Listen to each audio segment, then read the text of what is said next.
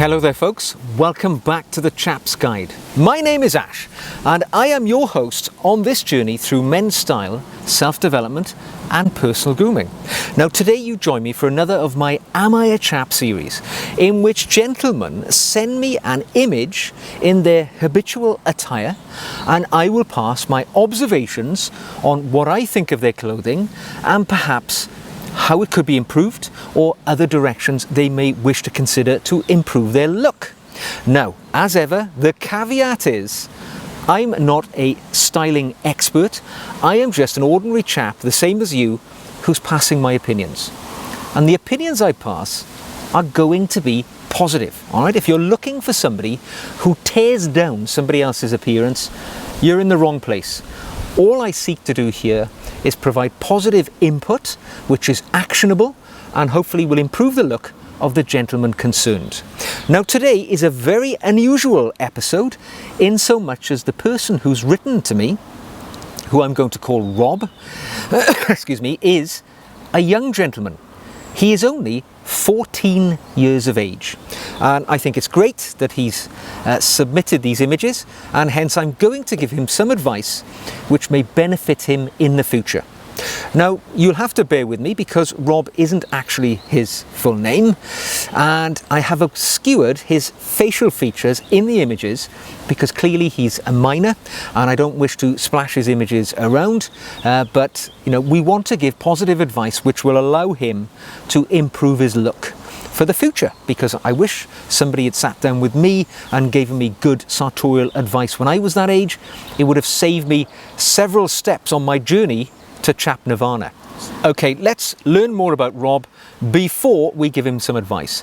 What we do know is that he's 14, he's British, he lives in the Cotswolds in England, and he comes from a fairly successful family, which has been great because it's allowed him to have access to a higher tier of men's clothing from a fairly young age. And he tells me in his email that he has enjoyed dressing in formal attire since he was 11. And he's been fortunate enough to have access to tailors and clothing from such prestigious establishments as Huntsman in Savile Row, shirts from Turnbull and Asser, and shoes from John Lobb and Crockett & Jones. So this is music to my ears when I heard that, because I now know that Rob understands the value of quality when it comes to men's styling. Now, of course, most of us face this at some point or another. Do we accept the sting of buying an expensive item, or do we buy something cheaper but of lower quality? But of course, we know the answer. If we buy something which is expensive, yes, it's painful at the point of purchase, but we know if we were to take, for example, a pair of Crockett & Jones shoes, they're going to be very expensive, but because of their quality, because of their repairability, they are likely to last us maybe for, a decade or more. Whereas a cheaper pair of shoes, we're not going to get them repaired. They're not going to look good as time goes on. They're going to be discarded. There's no sustainability there. It's far better to buy less, but buy good things. So with that in mind, let's have a look at how young Rob dresses. And let's have a look at this first image, in which we see him dressed in what one might describe as a rather conservative and traditional double-breasted suit. As ever, let us begin at the ground up, and what we can see on his feet appear to be a pair of black Oxford wingtip brogues. So a very traditional shoe, and I think when worn with a rather dark suit, as this appears to be, sort of a charcoal grey suit in appearance, this may be an ideal shoe. I mean, I love wearing brogues opposed to black cap-toe Oxfords, because there is the introduction of a bit of texture and a bit of pattern to the footwear, and that is a rarity in men's footwear. So I don't think you could have chosen better. My only advice to you here, Rob, would be perhaps break out the polish. If you want to take that pair of shoes to the next level, even if they're the best quality shoes in the world, they can be made to look better by getting a mirror shine on that toe cap. So spend a bit of time and they will pop, get a shine on the toe. Don't be put off by the fact that they're brogues and they have broguing on the medallion or the toe cap, that is not a hindrance to getting a nice mirror shine. Now moving up the body, the trousers. A dark trouser, so it's hard to see if there's a crease in there, but what is immediately obvious is the fact that they are too long. Obviously the break of the trouser is far too long, and we see additional material rucking around the ankle. Now, we have to accept that young Rob is a growing lad. He's 14, he's likely to grow taller, so perhaps he doesn't want to cut his trousers short, in the knowledge that maybe in 6 months he's going to be an inch or two taller. So we can make allowances for that, but certainly for me, when it comes to wearing a nice pair of trousers tailored with a suit, I always seek to get the break of my trouser to finish about halfway down the lacing system of the shoes. I know the fashion is to wear it higher in many cases these days, even clear of the shoe entirely in the modern world, but certainly for me the break, when it finishes on the lacing system, it's a great compromise. Now, as I see trousers, yeah, all right, the star of the show with a double-breasted suit is always going to be the jacket.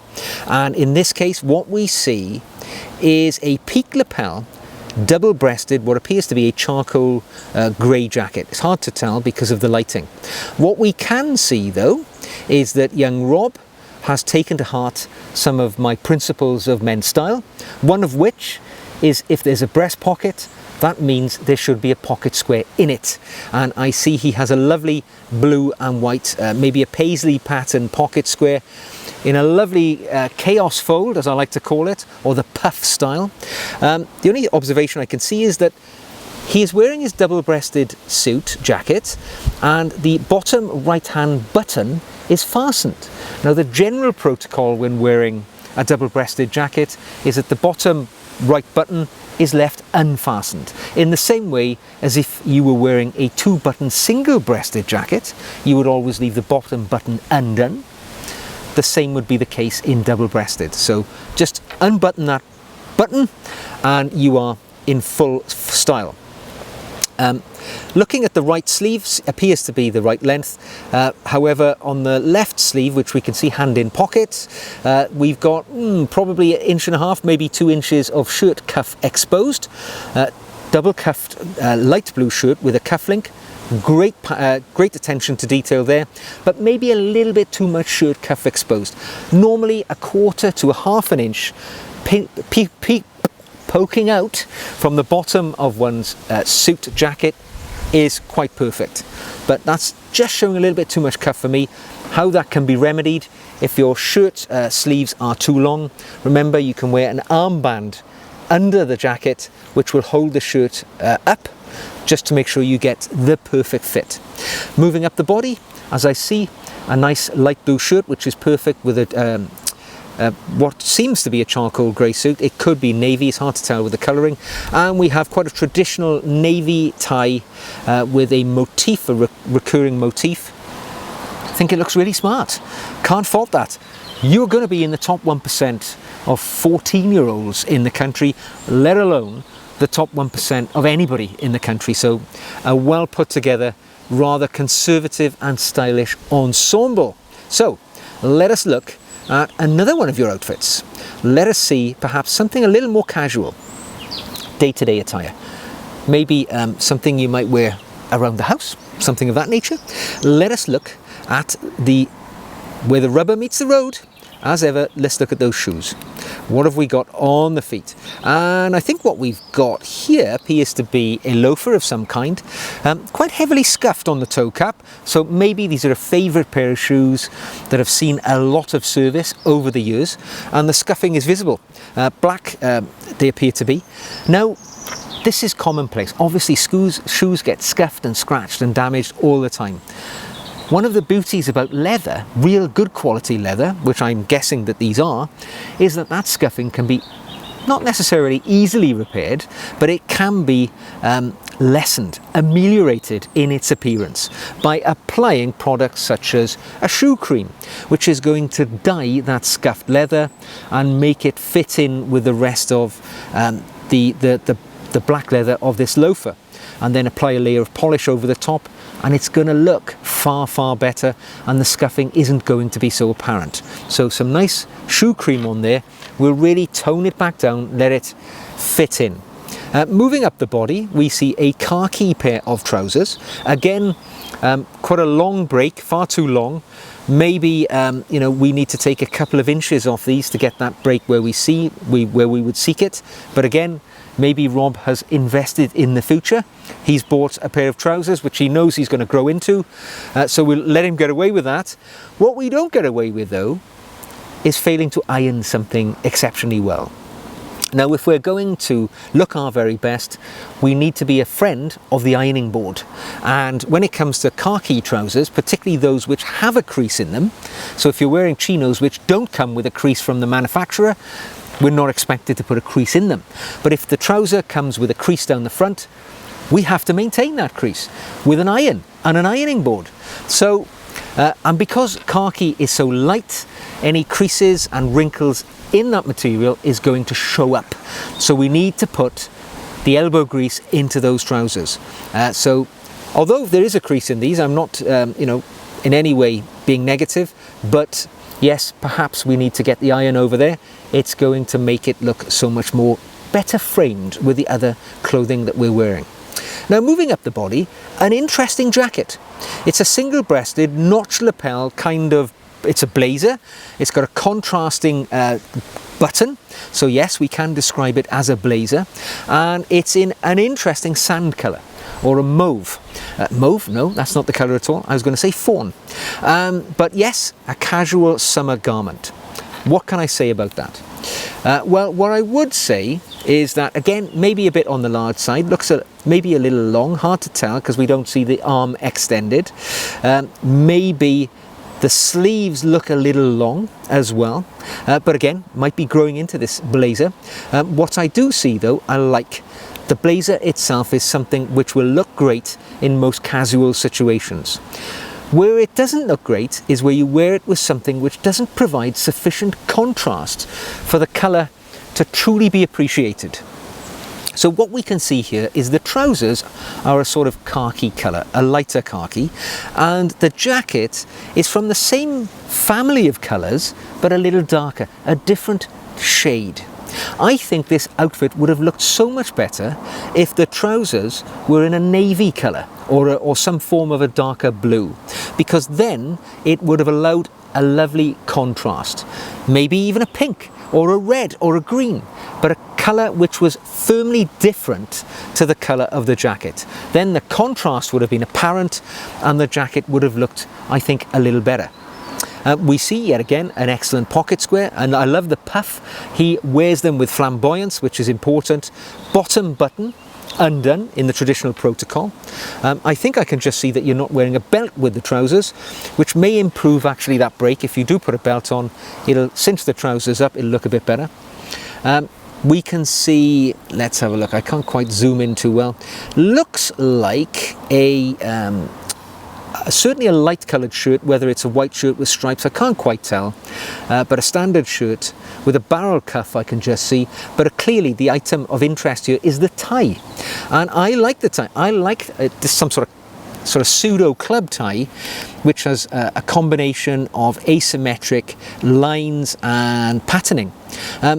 I think this looks rather good in conjunction with that jacket, and it is definitely the focal feature of the ensemble of clothing that we see here. There is contrast between the tie and the pocket square. I think it works. I think you are 8/10 of the way there with this outfit, young sir. All you need to do perhaps is a different coloured pair of trousers, a little bit of work on those shoes, get rid of that scuffing, and you're going to look like a very presentable young gentleman indeed. So let us look at another one of the images here. What have we got here? Let's just have a quick look. One more, I think, for today. And here is one of Rob in his outdoor attire. So this is an interesting one because there's a lot of items there which I think work rather well. So let us start at the ground and move up.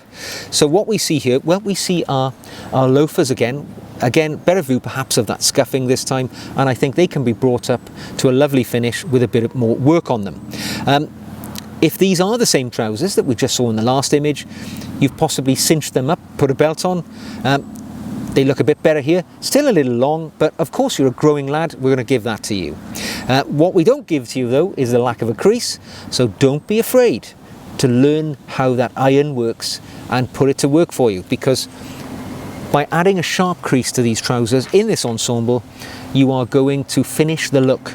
It is the polish on any outfit, and there's not much you can do to your trousers other than put a lovely crease in them. Moving up the body, what I do see here is again some sort of sports jacket, which to me looks like some sort of check pattern, which is very attractive. Appears to be a blue colour predominantly, and yep, very nice. I like it. It's single-breasted. It appears to be a notch lapel, I think, from what I can see, and I like the pattern. I really do like it. Could be tweed, could be some other form of material, but it's definitely something which goes well. Here we can see what I was talking about earlier, the contrast between those trousers and the jacket. The contrast with the light colour to the dark of the jacket now makes the jacket pop a little, and I think it works rather well. We can see an orange pocket square just peeking out, which looks good. No complaints about that at all. A white shirt with what appears to be a brown and blue stripe pattern club style tie, or maybe a school style tie, in half Windsor knot, I would say. Not centrally centered at the collar, but you know, it happens to all of us from time to time. But yeah, it looks good. I think the tie is a really good match because it has elements of the blue of the jacket, and obviously I think it's brown, the gaps in between the blue. They are in the same family of colours as the fawn trousers, so it works well. Over that we see some sort of outdoor coat, a car coat, whatever you might describe it as, 3/4 length jacket. My observation here, the obvious thing which sees the eye, is that the jacket extends beyond the length of the sports coat, extends beyond the length of the outer jacket. Clearly, when we wear an outer jacket, we want it to cover the entirety of the clothing we're wearing underneath. So either we would not wear a sports jacket under this jacket, or we would wear a longer jacket. Simple as that. But, you know, needs must sometimes, oh boy, and it works well against the elements. And the nice brown gloves. I know from the email which young Rob sent me that these are by Dents, best glove maker in the world, from over in Wiltshire, not too far from where I am now, makers of gloves to the great and the good of society. And yeah, they appear to be suede in a standard sort of good solid winter warmer fashion, and again the brown colour goes with the elements of the clothing over the top, and this looks like a really formidable outfit that you could wear on a winter's day and be warm yet very, very presentable. And the contrasting material of the collar of that jacket again really makes it marry in with the colour of the tie, the trousers. It all works. It all works. So yeah, that is a formidable little outfit there, sir. The only thing I would say, maybe the jacket's a bit too long, the sports coat rather. It's poking out from under the outer garment. But other than that, young sir, I have been very impressed. Yes, you might have had the advantage, you've had access to nice clothing, maybe you've inherited some of that from father or older brother or whatever, but all the same, you're owning the look and you're embarking upon your journey to Chap Nirvana younger than most of us.